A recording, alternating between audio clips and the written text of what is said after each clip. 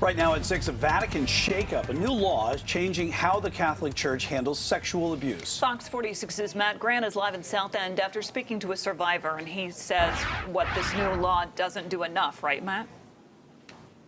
Right, he thinks it doesn't go far enough. Others have praised it as the Vatican now today takes new steps to go after sexual abuse in the church. I kept it to myself for 40 years before I disclosed it to my wife. Charles Bailey can't erase the abuse he suffered starting at age 10. It's like it happened 30 seconds ago. It's just it's a lifelong damage done to your psyche. It doesn't go away.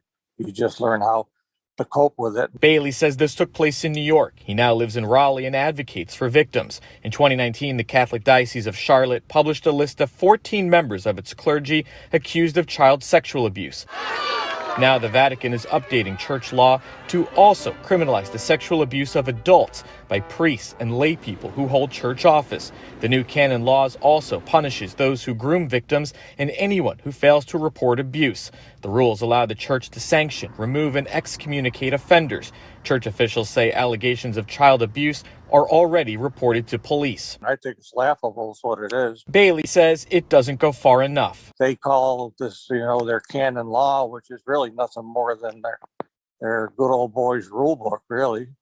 I mean, we already have law out there. I mean, I can't go out and rape somebody. You can't go out and rape somebody. It's illegal. The Survivors Network of those abused by priests praised the move, calling it an important step forward in acknowledging the true scope of abuse within the Catholic Church. SNAP hopes this leads to more cases of abuse being uncovered.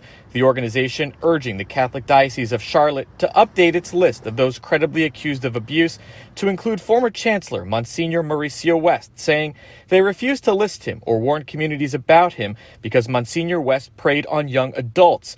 The diocese did previously make several allegations against West public.